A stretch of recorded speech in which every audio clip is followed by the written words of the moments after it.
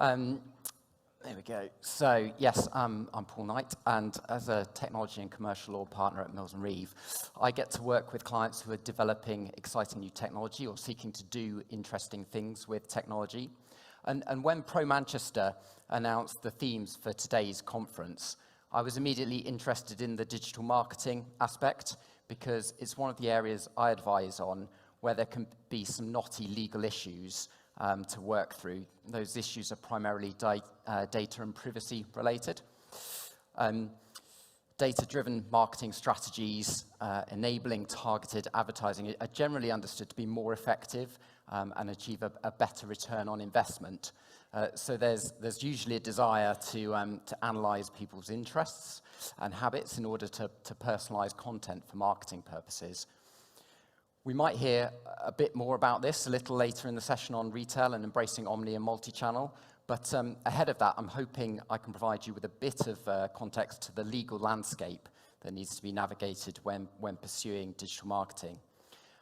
It's arguably a landscape in need of redevelopment, and last week the government published its digital strategy, updates on its new plan for digital regulation, and its response to the outcome of its consultation on a new direction for data. So some changes afoot. And even if you're not involved in marketing for your organizations, you will all be potential recipients of marketing communication. So hopefully you'll have an interest in this central question about who controls the data used to inform marketing communications. So over the next 20 minutes, I'm going to summarize the existing legal framework that regulates how you can communicate marketing materials rather than the rules on what you can include in marketing communications. I want to talk about some issues that arise with the use of social media in marketing strategies and highlight this debate about who controls the data. Then I'll touch very briefly on those government announcements about what the future may hold in the context of digital marketing. Okay, at the outset, it's worth being aware that there are two key different pieces of legislation that need to be taken into account when planning direct marketing campaigns. Those are the Privacy and Electronic Communications Regulations and the UK GDPR. You'll note from the slide that the Privacy and Electronic Communications Regulations, often referred to as the PECR or PECA, are based on an EC directive, but they are UK law regulations, so they still apply. And you'll also notice that they came into force about 19 years ago.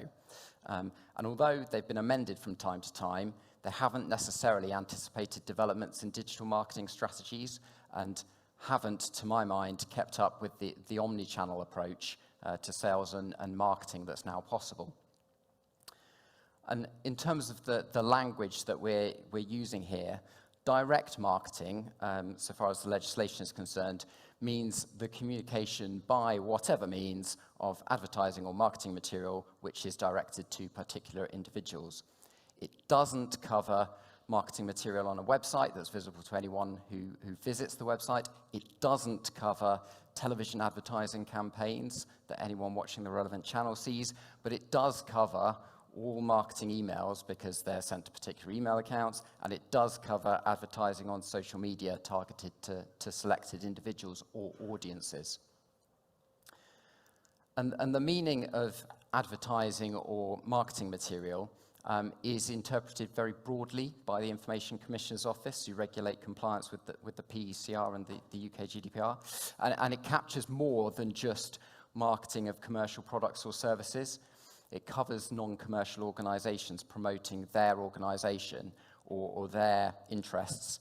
Indeed, some of the most interesting queries that I've had recently about what can and can't be done from a legal perspective when it comes to direct marketing have come from a high-profile charity that we advise as they seek maximum impact from their fundraising campaigns. Now, I mentioned that the Privacy and Electronic Communications Regulations haven't really kept up with advancements in technology. They cover marketing calls. You can't make unsolicited marketing calls to telephone numbers registered with the Telephone Preference Service or Corporate Telephone Preference Service without consent. although you can call numbers that aren't registered without needing any consent. They set out rules on marketing emails to individual subscribers. The general rule, as you probably know, is you can't send a marketing email to someone's personal email address, like my Gmail address, without having their consent to you sending them marketing emails. There's an exception to that, referred to as the soft opt-in, if you've obtained someone's contact details when selling products or services to them, or negotiating a sale, for example, where you've given a quote for a job they've inquired about, and they've not opted out of receiving marketing emails, having been given the chance to do so. But as I say, the general rule is you need consent. But you don't need consent to send marketing emails to someone's work email address, where their email account belongs to a corporate subscriber rather than an individual subscriber. So you don't need my consent to send marketing emails to me at paul.knight@mills-reeve.com. The same rules apply for marketing text messages and direct messaging using social media platforms. And the PECR also include the rules on website cookies, which can be useful for tracking activity on your website to inform marketing strategies. Again, the basic rule is that consent is required before cookies used for those purposes are activated on a user's device. I'd say the PECR essentially have a multi-channel rather than an omni-channel way of thinking about how we communicate and interact, because they have different rules applying to different channels of communication. At some point, the law might hopefully catch up with technology and the way we use technology, but a new EU regulation on e-privacy intended to replace the EC directive that the PECR implemented in the UK has been debated within the EU for the past 5 years, so perhaps don't hold your breath on that. So far as marketing activities are concerned, the UK GDPR applies when you are making use of or collecting or storing or sharing or undertaking any other processing activity with personal data, including an individual's contact details. So it does apply to those marketing emails you send to me at paul.knight@mills-reeve.com. And the ICO is very clear that the UK GDPR can also apply to you or the organisation you're working for, if you're targeting a particular user, for example, as a member of a defined audience, in circumstances where you don't know the particular individual's name or account name or similar information in the context of online advertising, which is relevant to targeted advertising on social media. And with so many people on social media these days, there's obviously the opportunity to reach a wide audience with marketing campaigns on social media, but also the opportunity to use profiles and online behavior to target particular types of audiences that are perhaps most likely to engage with the marketing material. On the slide, I've used the Facebook terminology for the different types of audiences that can be created for marketing purposes, but other social media platforms have equivalents like LinkedIn contact targeting.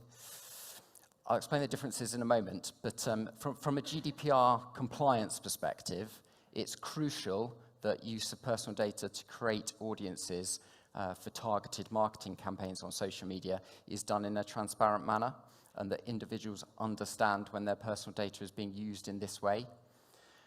That didn't happen in the Cambridge Analytica scandal, which is old news, but did result in Facebook paying the maximum fine that could be levied under the data protection legislation in force at the time of those activities, which, if you recall, were designed to use information about Facebook users to identify individuals in the US whose vote might be influenced by targeted political campaign messages. Now, in terms of the different types of audiences that can be built, continuing the focus on Facebook's offering, the core audience is one where you choose to target individuals within particular locations, demographics, or with particular interests, behaviors, or connections. You might not know who those individuals are. Facebook, or the equivalent social media platform, is using information about its users to work out who is within the core audience you have defined. You don't get access to that data, and you don't give any personal data to Facebook, now Meta, in this process. With the custom audience, you are essentially trying to retarget users who've engaged with your brand previously, either using your own data, such as your customer list, or Facebook's data, for example, targeting followers of or visitors to your Facebook page. Where you're providing Facebook with a customer list, then the process should ensure that the data is hashed before it's passed to Facebook and matched by Facebook with existing Facebook accounts so that adverts can be pushed directly to them. That hashed data can still be personal data. But if you're building a custom audience from Facebook data, you're not transferring personal data to Facebook. Then with the lookalike audience, you use a custom audience data set to target people with common interests and traits who Facebook will identify using machine learning. And you're essentially targeting people who look like the types of people who've already engaged with your brand. But again, you might not know who's receiving your marketing messages, and you don't have access to their data. So who controls the data in each of these scenarios?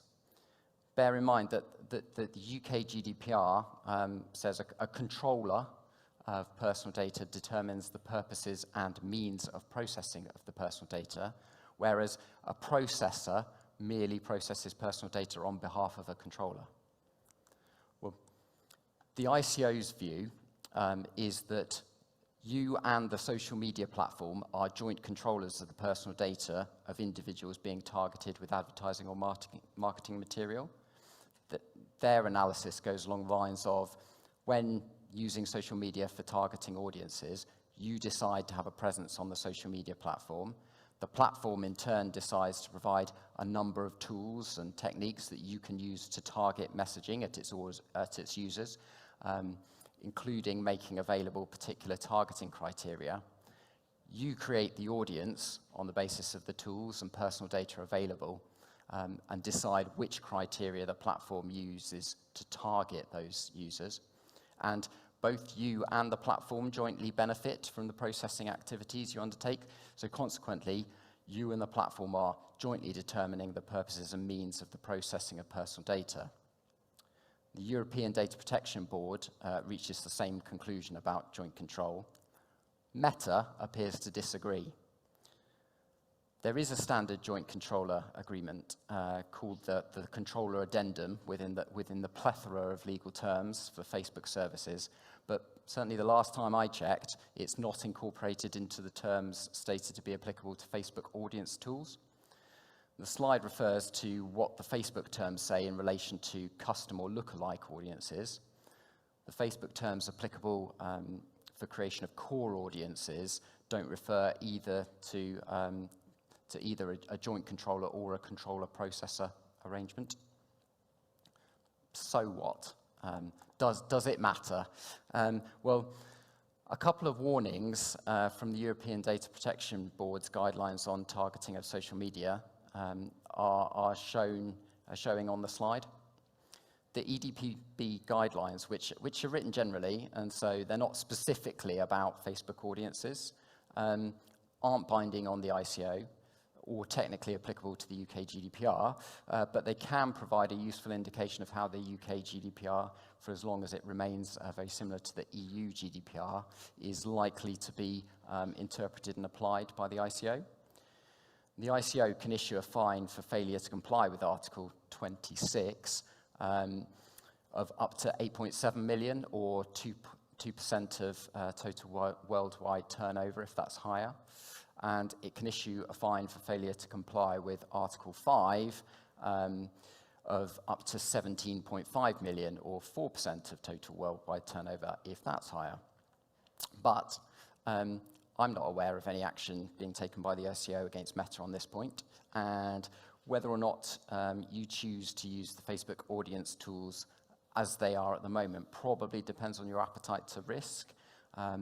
There's some comfort in the fact that when it comes to assessing the level of responsibility of targeters and social media providers for any breaches of data protection obligations, the EDPB says several factors may be relevant, such as the ability to influence the processing on a practical level, Most of our organizations probably have limited ability to influence the operation of the Facebook audience tools.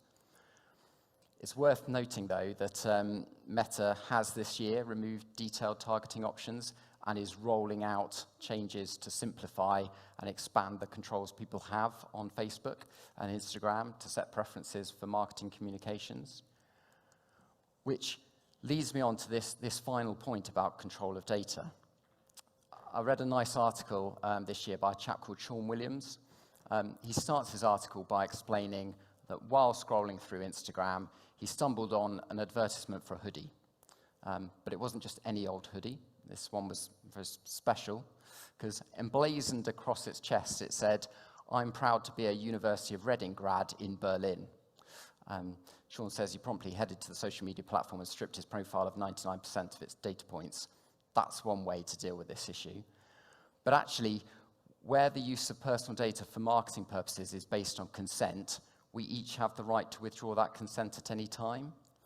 And in all other circumstances where consent isn't required, we have a right to object to use of our personal data for direct marketing purposes at any time. The UK GDPR clearly says that where the data subject objects to processing for direct marketing purposes, the personal data shall no longer be processed for such purposes. There's no caveat to that. It applies in the context of B2B marketing too. So if I object to you sending me marketing emails at paul.knight@mills-reeve.com, then you have to respect that. So I do think this is an area where the UK GDPR succeeds in putting individuals in control of the use of their personal data. Now, I'm not sure to what extent this will be discussed later in the panel on retail embracing omni and multi-channel, but actually I suspect most of us are quite happy to receive information about products, services, or organizations that actually have some connection to what we're interested in, if it's done in the right way, and not in a rather creepy University of Reading grad in Berlin kind of a way. The point is, the law gives us control over that. Okay, I'm getting close to time. It's a packed agenda today. I don't want to overrun, but to touch quickly on recent announcements from the government connected to data and the UK's digital strategy. The government seems really keen on changing the rules on the use of website cookies. So all those pop-ups and banners asking if you to accept the use of cookies may soon become a thing of the past. It sounds like there might also be more scope to send marketing communications without consent on the basis of a soft opt-in. For example, allowing a charity to send information about opportunities to support fundraising initiatives, which are outside the scope of the current soft opt-in exception to that requirement that you need consent to send marketing emails and text messages. And there are also plans for a data reform bill with this concept of smart data to be legislated for. We've not seen the details, but the concept of smart data is already used in the finance sector, and the recent announcements envisage increased data sharing and better availability of data across a wider range of sectors. And that may or may not help inform digital marketing strategies in the future. But no plans to create a single set of rules for marketing communications through any channel appear to be included in amongst the planned reforms, which seems a shame. And in all probability, the law will continue to lag behind developments in technology and the way we use it. Right, just to finish, I'm very happy for you to contact me, whether for marketing purposes or otherwise, and there's the QR code to find me on LinkedIn. Looking at the clock and at Sam, I think, do we now need to move on to the session on talent and tech, or any questions? We do, Paul, thank you, but we do have one question in the chat, which is good. So I'm going to very, very quickly, but we'll have to answer it very, very quickly and concisely, if that's okay. So what is the situation with using tools such as Lucia, which scrapes registration details, phone numbers, and emails on LinkedIn? So you come back to this general point that people need to know what's happening with their data. So if someone is scraping their their contact details, which is personal data, and then passing it to another organisation to use for marketing purposes, the organisation receiving that data that's been scraped, or doing the scraping and then wanting to use it, needs to inform the individuals, needs to make sure they know that actually their contact details are now controlled by the organisations that done the scraping or has received that data and is going to use it for marketing purposes. Brilliant. Thank you very much. Will you all please give Paul a huge warm thank you. Thank you.